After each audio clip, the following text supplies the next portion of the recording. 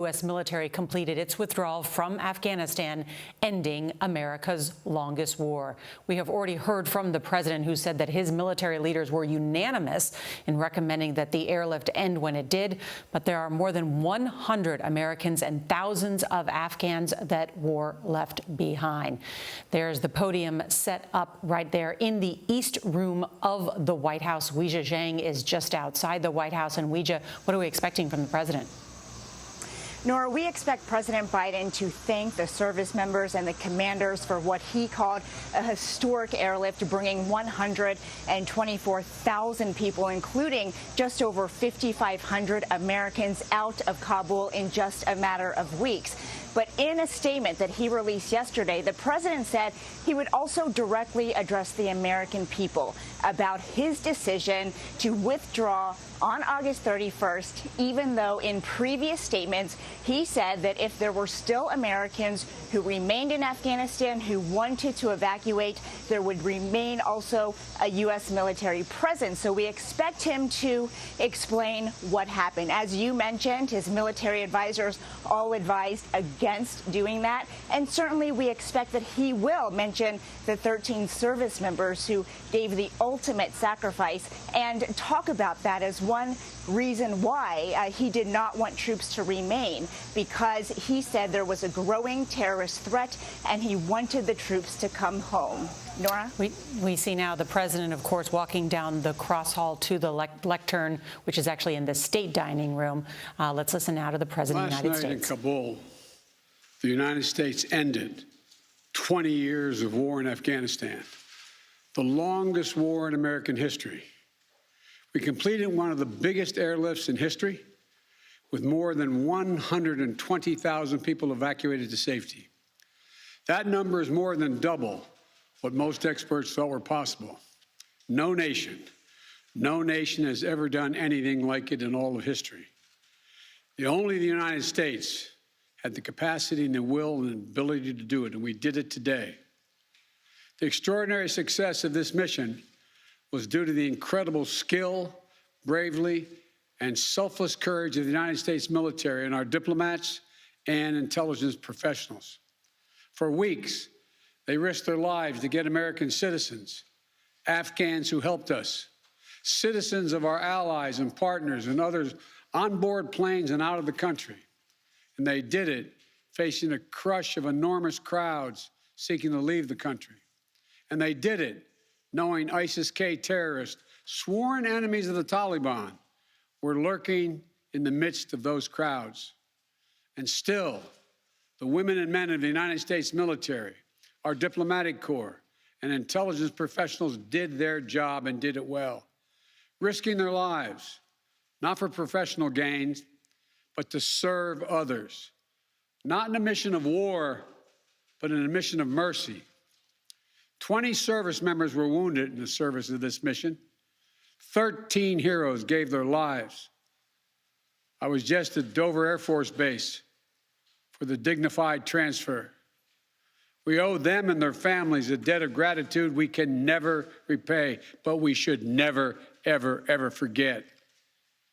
In April, I made a decision to end this war.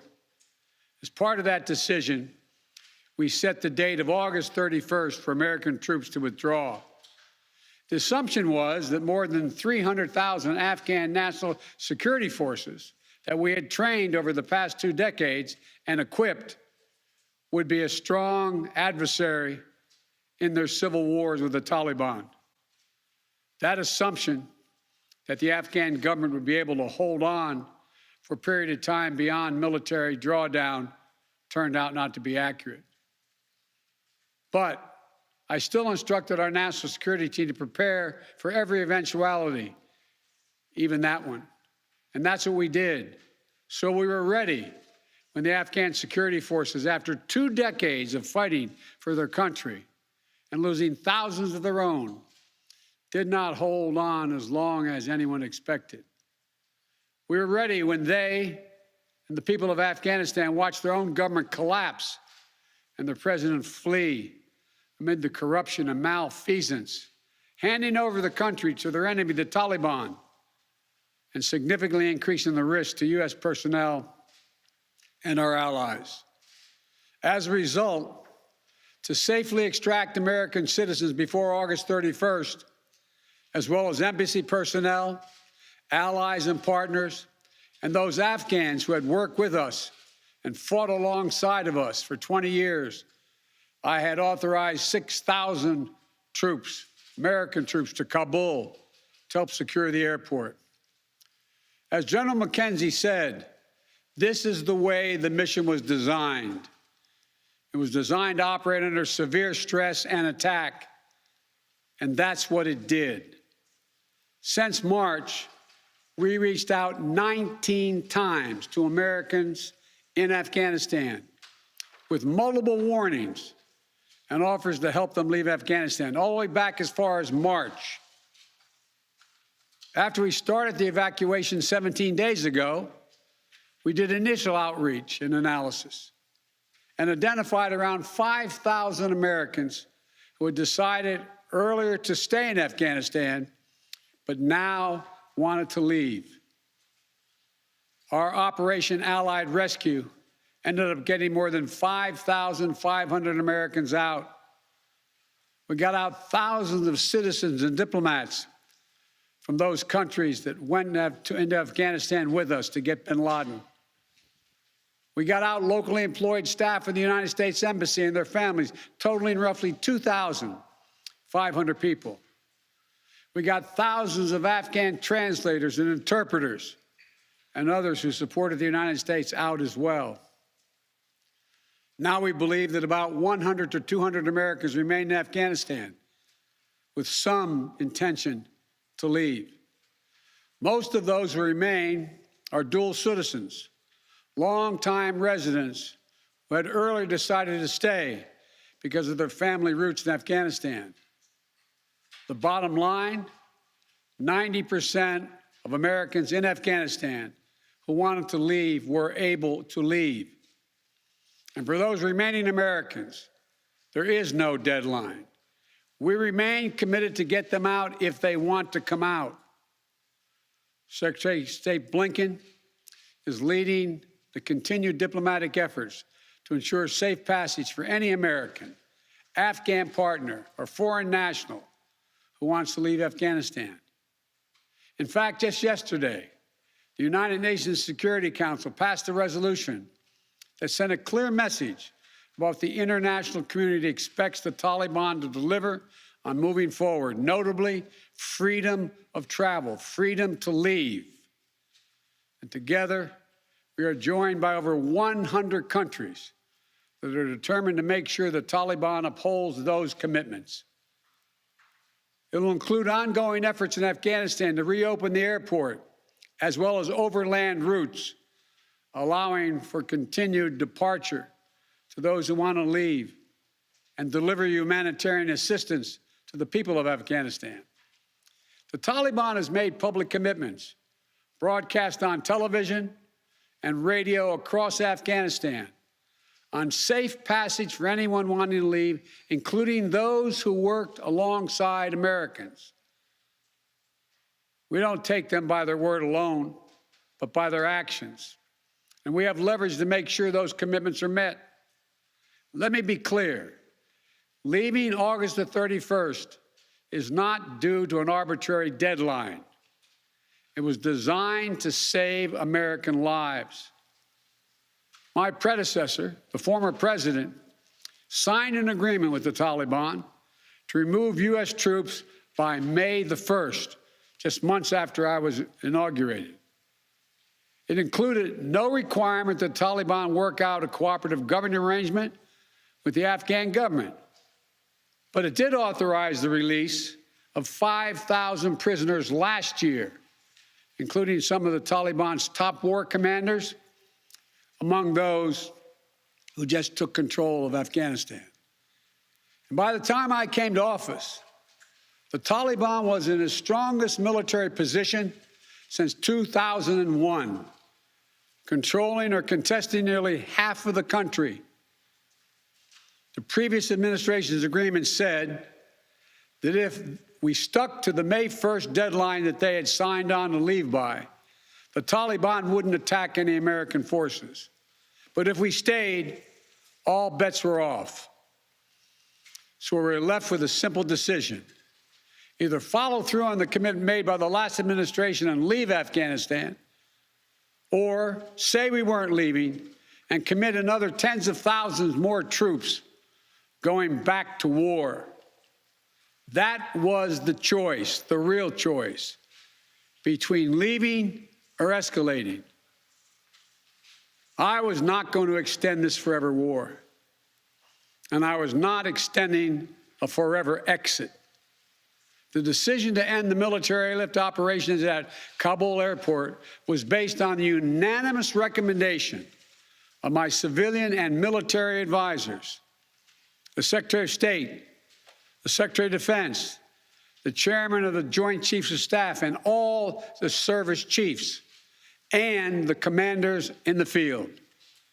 Their recommendation was that the safest way to secure the passage of the remaining Americans and others out of the country was not to continue with 6,000 troops on the ground in harm's way in Kabul, but rather to get them out through non-military means. In the 17 days that we operated in Kabul, after the Taliban seized power, we engaged in an around-the-clock effort to provide every American the opportunity to leave. Our State Department was working 24/7, contacting and talking, and in some cases walking Americans into the airport. Again, more than 5,500 Americans were airlifted out. And for those who remain, we will make arrangements to get them out if they so choose. As for the Afghans, we and our partners have airlifted 100,000 of them. No country in history has done more to airlift out the residents of another country than we have done. We will continue to work to help more people leave the country who are at risk. And we're far from done. For now, I urge all Americans to join me in grateful prayer for our troops and diplomats and intelligence officers who carried out this mission of mercy in Kabul and at tremendous risk with such unparalleled results. An airlift that evacuated tens of thousands, to a network of volunteers and veterans who helped identify those needing evacuation, guide them to the airport, and provided them for their support along the way. We're going to continue to need their help. We need your help, and I'm looking forward to meeting with you.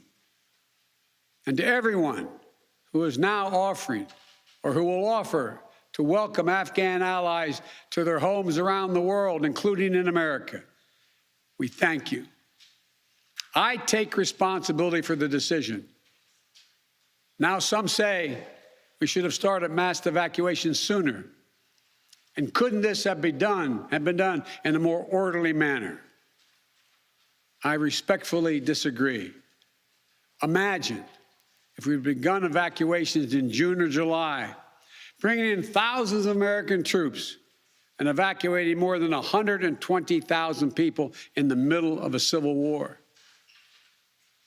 There still would have been a rush to the airport, a breakdown in confidence and control of the government, and it still would have been a very difficult and dangerous mission. The bottom line is there is no evacuation from the end of a war that you can run without the kinds of complexities, challenges, and threats we faced.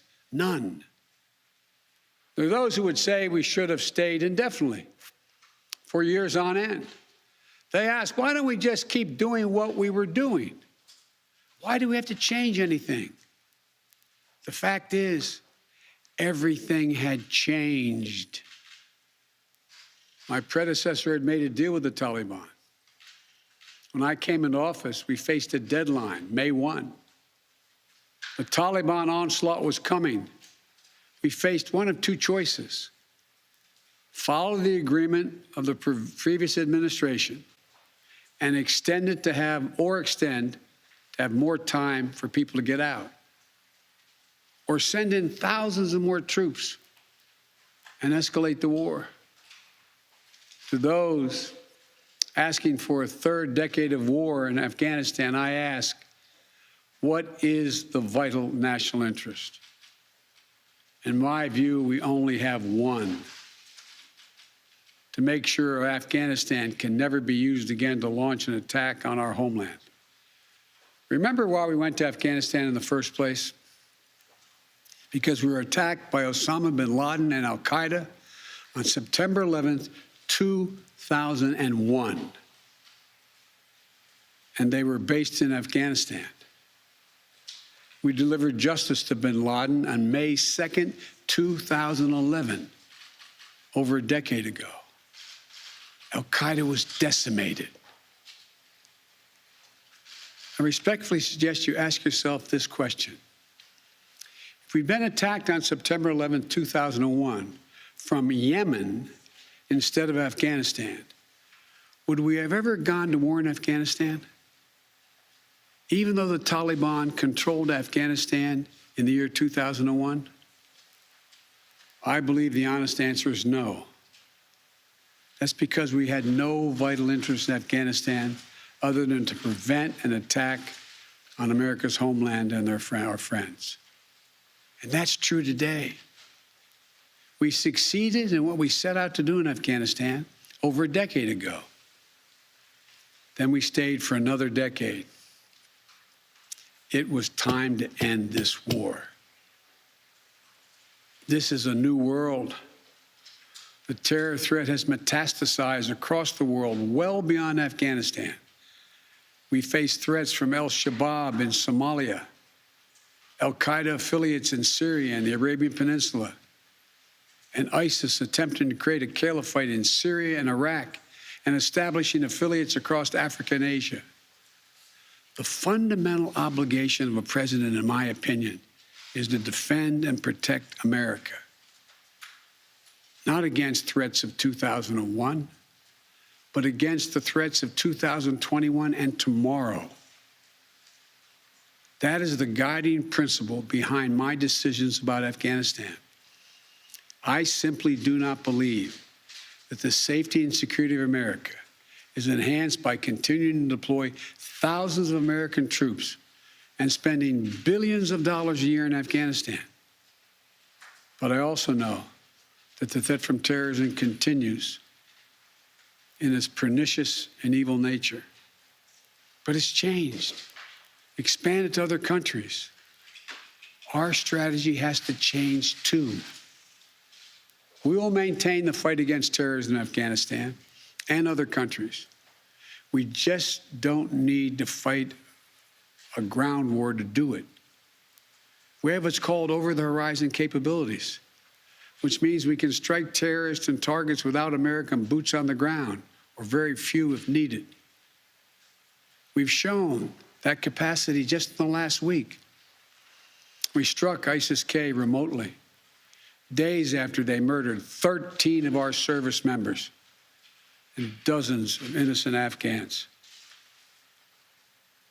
And to ISIS-K, we are not done with you yet. As Commander-in-Chief, I firmly believe the best path to guard our safety and our security lies in a tough, unforgiving, targeted, precise strategy that goes after terror where it is today, not where it was 2 decades ago. That's what's in our national interest. And here's a critical thing to understand. The world is changing. We're engaged in a serious competition with China. We're dealing with the challenges on multiple fronts with Russia. We're confronted with cyber attacks and nuclear proliferation. We have to shore up America's competitiveness to meet these new challenges in the competition for the 21st century. And we can do both. Fight terrorism and take on new threats that are here now and will continue to be here in the future. And there's nothing China or Russia would rather have, would want more in this competition in the United States to be bogged down another decade in Afghanistan. As we turn the page on the foreign policy that has guided our nation the last 2 decades, we've got to learn from our mistakes. To me, there are 2 that are paramount. First, we must set missions with clear, achievable goals, not ones we'll never reach. And second, we must stay clearly focused on the fundamental national security interest of the United States of America. This decision about Afghanistan is not just about Afghanistan. It's about ending an era of major military operations to remake other countries. We saw a mission of counterterrorism in Afghanistan, getting the terrorists and stopping attacks, morph into a counterinsurgency, nation building, trying to create a democratic, cohesive, and united Afghanistan, something that has never been done over many centuries of Afghan's history. Moving on from that mindset and those kind of large-scale troop deployments will make us stronger and more effective and safer at home. And for anyone who gets the wrong idea, let me say it clearly. To those who wish America harm, to those who engage in terrorism against us or our allies, know this: the United States will never rest. We will not forgive. We will not forget. We will hunt you down to the ends of the earth, and you will pay the ultimate price. And let me be clear. We'll continue to support the Afghan people through diplomacy, international influence, and humanitarian aid. We'll continue to push for regional diplomacy engagement to prevent violence and instability. We'll continue to speak out for the basic rights of the Afghan people, especially women and girls, as we speak out for women and girls all around the globe. And I've been clear that human rights will be the center of our foreign policy. But the way to do that is not through endless military deployments, but through diplomacy, economic tools, and rallying the rest of the world for support.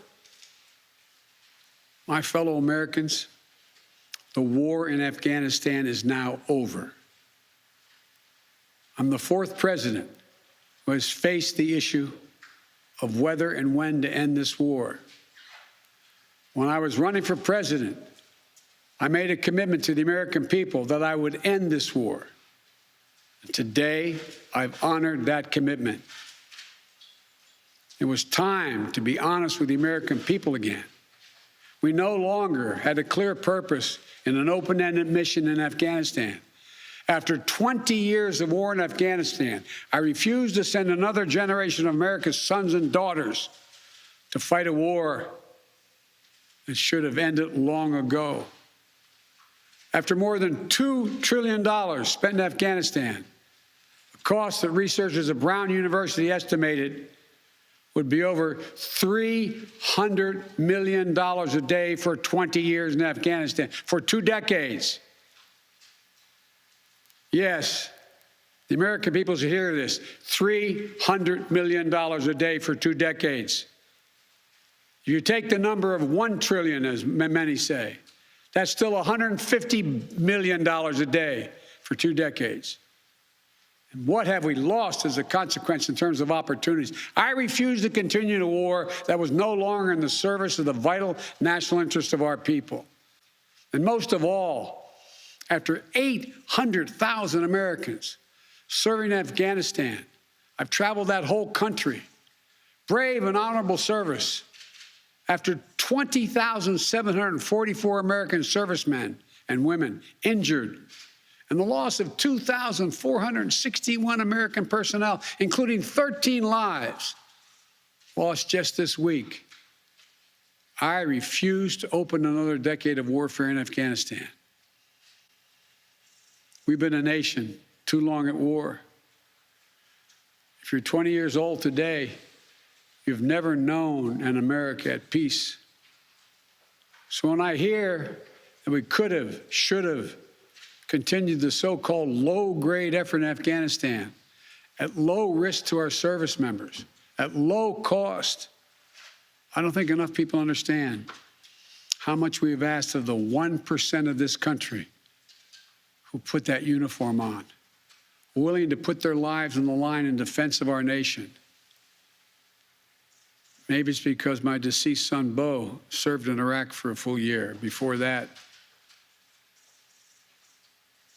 well, maybe it's because of what I've seen over the years as senator, vice president, and president traveling these countries. A lot of our veterans and their families have gone through hell. Deployment after deployment, months and years away from their families, missed birthdays, anniversaries, empty chairs at holidays, financial struggles, divorces, loss of limbs, traumatic brain injury, post-traumatic stress. We see it in the struggles many have when they come home. We see it in the strain on their families and caregivers. We see it in the strain on their families when they're not there. We see it in the grief borne by their survivors. The cost of war they will carry with them their whole lives.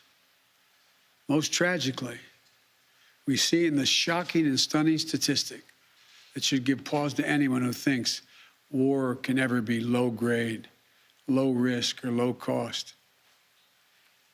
18 veterans, on average, who die by suicide every single day in America. Not in a far-off place, but right here in America. There's nothing low grade or low risk or low cost about any war. It's time to end the war in Afghanistan. As we close 20 years of war and strife and pain and sacrifice, it's time to look to the future, not the past, to a future that's safer, to a future that's more secure, to a future that honors those who served and all those who gave what President Lincoln called their last full measure of devotion. I give you my word with all of my heart. I believe this is the right decision, a wise decision, and the best decision for America. Thank you. Thank you, and may God bless you all, and may God protect our troops.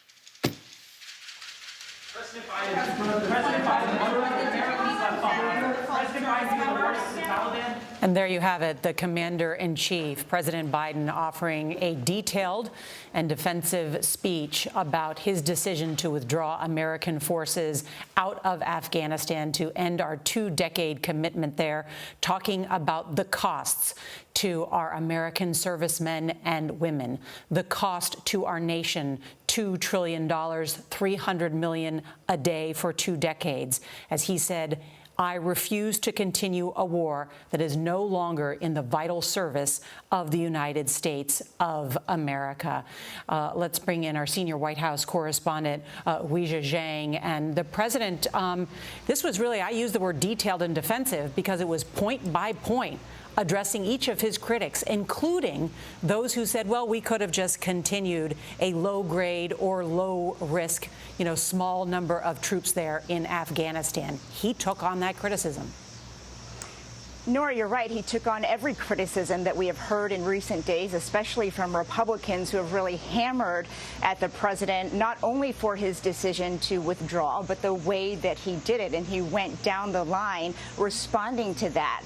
He also talked about his decision not to extend the presence beyond August 31st, even though he had said that is exactly what he would order if there were Americans who remained in Afghanistan who were still trying to evacuate. state. And we know that about 100 to 200 Americans are trying to do just that. He pledged that he would continue the diplomatic effort to reach out to them and help them get back home. I did think it was interesting that he made a point to say the U.S. had tried to contact them since March and contacted them nearly 20 times to let them know if they wanted to return, the time to put that plan in motion was now. But Nora, much of what he said just now is not new. This was a defense of his decision to leave Afghanistan, and he made clear he was not going to pass this war on to a fifth president.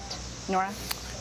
Weijia Jiang, thank you. National security correspondent David Martin is at the Pentagon. And David, first, part of this is about, in the president's words, not continuing this war for a third decade.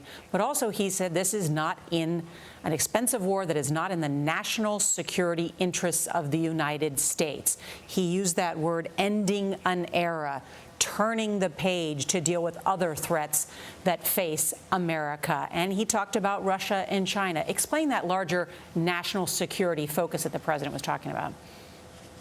Well, ever since the Obama administration, the U.S. has been trying to focus on China as the great threat in the rest of this century. And every time it tries to focus on China, something pops up in the Middle East again. It's either Iran or the continuing cost of maintaining the war effort in both Iraq and Afghanistan. And even for this final pullout, they had to divert an aircraft carrier, had to hold troops on station in order to conduct this evacuation. Those are all resources that the U.S. has for many years now wanted to devote to China and the Pacific. And David, I want to ask you about that because your reporting, you have learned some really interesting details about those final moments on the ground in Afghanistan. And if you want to criticize the president for the policy, the way that the military handled out this final evacuation of our troops was done with great precision. Explain what you've learned. Well, the original plan called for getting out by about 3 a.m.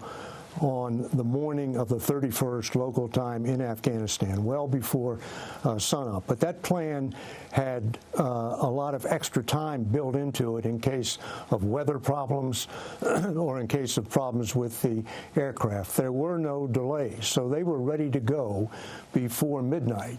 And there were about 500 troops on the ground when the final order was given, flush the force. And those troops piled on 5 C-17 transport planes, and those 5 planes took off within 3 minutes. And the last one was wheels up at 1 minute before midnight on August 30th, the end of the war in Afghanistan. We saw the picture of the last man out, that is Major General Chris Donahue, the commanding general of the 82nd Airborne. He was in charge of security at the airport.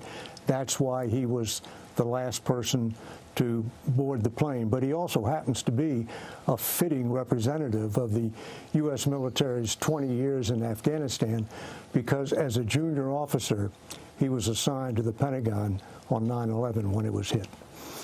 It was breathtaking to read that, having reported from the Pentagon after 9/11, to think that the final soldier out was there when the Pentagon was attacked at the request of Osama bin Laden, who had been plotting from there in that country. David Martin, as always, thank you for your excellent reporting. Let's bring in senior foreign correspondent Charlie D'Agata. He is in Doha, Qatar. That's the new home of the U.S. Embassy as they evacuated from Kabul. And Charlie, I know you just toured the processing base there in Doha where those Afghan refugees are. What are they telling you about next steps? Well, you know, Nora, they're relieved. They are relieved. They realized that they were on one of the last mass evacuation flights out of there, and they risked their own lives to get there because this was after the explosion at the airport. There were a lot of young families there, a lot of kids, and they don't even know where they're going. They were asking me where they were going, and they said it really doesn't matter as long as we're not going back. they're also frustrated and they're concerned. You know, they know that the door at the airport has now been slammed shut. There are no more flights. They left behind relatives, and they're fearful of those relatives. We have to remember, in addition to the people who are carrying the documentation that allows them to leave the country, there are hundreds of thousands of people, including some of the refugees that we spoke to that don't have those documentation, who are now headed for the borders. You know, this is not a question of families and young men and women who are seeking economic prosperity. They are leaving in order to save their own lives. They're carrying around grocery bags. That's all they have in their belongings. They're being well looked after by American forces there. You know, they've processed something like 55,000 refugees, but this is now the end of it. You know, it's starting to clear out. There are some open cots there. It's very hot here. It's 115 degrees, but there's enough air conditioning, enough sanitation, so they're being well looked after. They're relieved. They know they were among the last out, but there are hundreds of thousands of people, you know, that are left behind. You've seen it for yourself. They're now crowding around the borders, and they feel abandoned by the United States, that it happened so quickly, and now this has come to an end. Their only hope of leaving the country is now over. Charlie D'Agata there in Doha, Qatar. Thank you so much. And our coverage will continue on our 24-hour streaming service, CBSN. You can watch it at cbsnews.com or download our CBS News app on your cell phone or connected TV. There's going to be much more in your local news. And then tonight on the CBS Evening News. This has been a CBS News special report. I'm Norah O'Donnell in Washington. For news 24 hours a day, go to cbsnews.com. And for more on President Biden's remarks on the ending of the Afghanistan war, I want to bring in Barry Pavel. He is Senior Vice President and Director of the Atlantic Council's Scowcroft Center for Strategy and Security. He's also a former Special Assistant to the President and Senior Director for Defense Policy and Strategy at the National Security Council. Barry, welcome. What's your reaction to the president's speech? Do you think his message projected what it needed to, both to the American people and the world? Well, my sense is that it was as good a defense of a policy that ultimately was not as well done as it needed to be as you could expect. And I think it will resonate with a lot of Americans, potentially bring some veterans back who were obviously extremely disaffected by the way the withdrawal was done. My own view is that there's a little bit of black and white here. He explicitly rejected the suggestion of a lower number of military presence. But the question is, when you go from a large presence to zero, you know, as we used to say in the Pentagon, the enemy gets a vote. And so is there any indication whatsoever that the Taliban will not provide a very comfortable place for extremists to plan, recruit, train, and conduct operations against the United States homeland or that of our allies in terms of new large-scale terrorist attacks? So that is the big worry. And to that point, and it's not a question of, you know, tens of thousands of troops or zero. There's a little bit of a middle ground there that these sort of sweeping generalizations don't quite capture. Right. And so to your point, the president suggested there is no longer a large terror threat in Afghanistan as part of his justification for leaving. He said that threat has moved elsewhere. So what is the reality of the situation? The reality is that's the reason the threat moved elsewhere was because we had, we had people on the ground.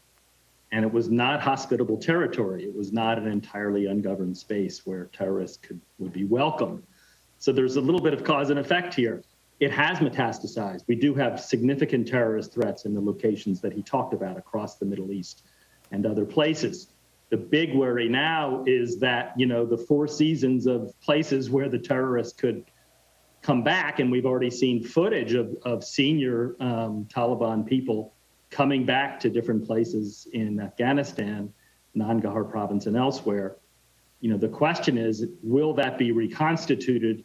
And the reason we haven't suffered another 9/11 for 20 years is because we kept a lid on this place. So I'm not at all suggesting that we deploy tens of thousands of troops, but it's been a year and a half since the United States military suffered a casualty until this month. is there some little bit of insurance policy that our forces would conduct so we don't have another 9/11? We've done this in other places after wars, in Japan and Germany and Korea, and I'm not at all suggesting, and I'm not at all diminishing the enormous sacrifice when the war was hot. But the war wasn't as hot for the last 18 months until this month.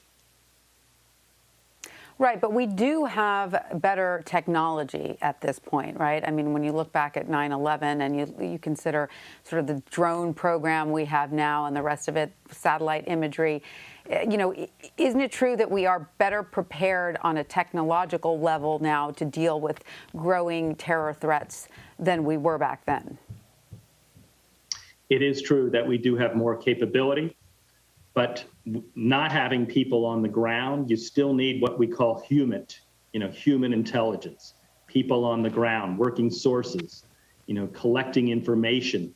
And by not having that in any fashion, we are less prepared, as the CIA director said in testimony earlier this year, we are less prepared to understand the nature and the dynamism of a potentially rejuvenated terrorist threat in Afghanistan.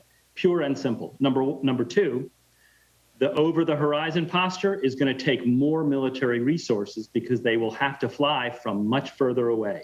So those drones and other surveillance capabilities, other technical means, those are coming now from longer distances. That means it's going to take more of them to support the orbits because they're not flying from in-country. So that's a bigger demand on overhead resources than was required when we did have some base in the country.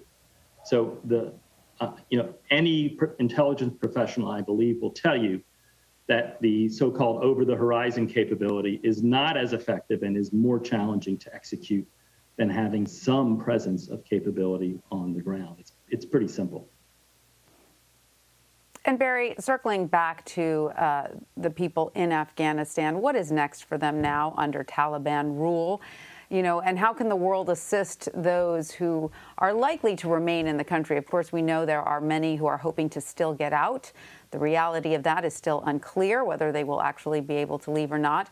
So, is it important that the rest of the world continues to place pressure on the Taliban to make sure that they at least, from the outside, attempt to establish some sort of humanitarian like rule in Afghanistan?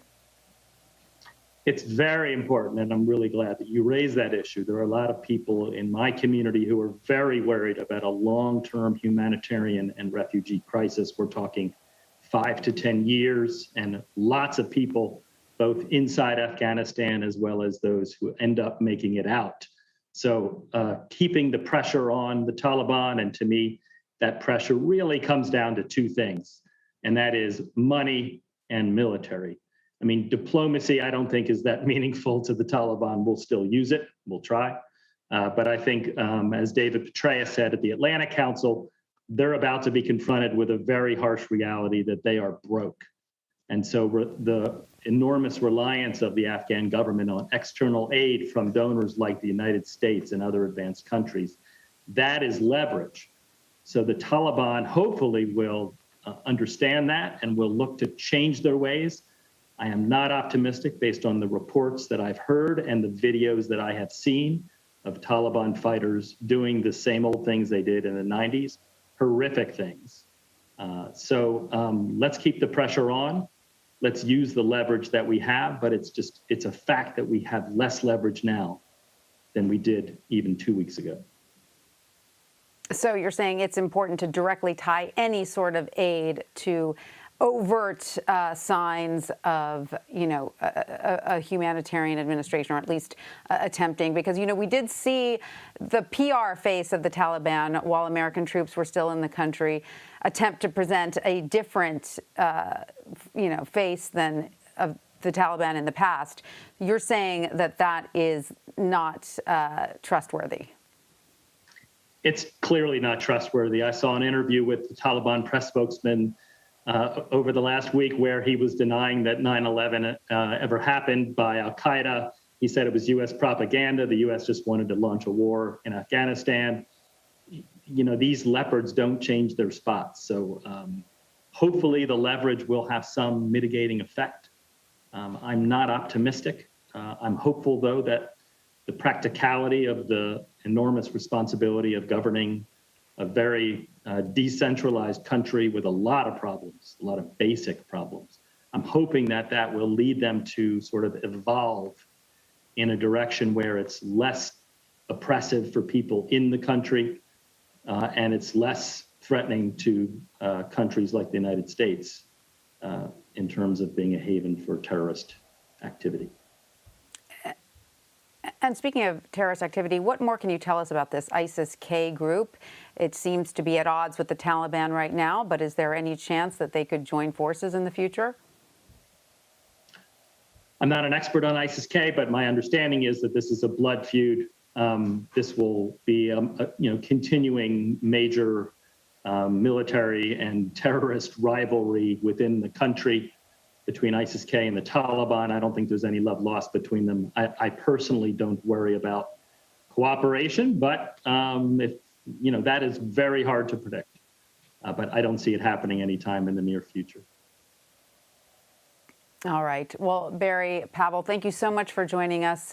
We appreciate your insight into Afghanistan. Thanks again. My pleasure. Search and rescue efforts are intensifying in Louisiana after Hurricane Ida made landfall as a Category 4 storm over the weekend. More than 1 million customers across the state are without power. Officials say nearly 2,000 miles of power lines across the state are damaged, and it could take several weeks to repair those damages. The lack of power, of course, is causing concern for Louisiana residents as temperatures are expected to exceed 100 degrees Fahrenheit today. Ida made landfall off the coast of Louisiana Sunday.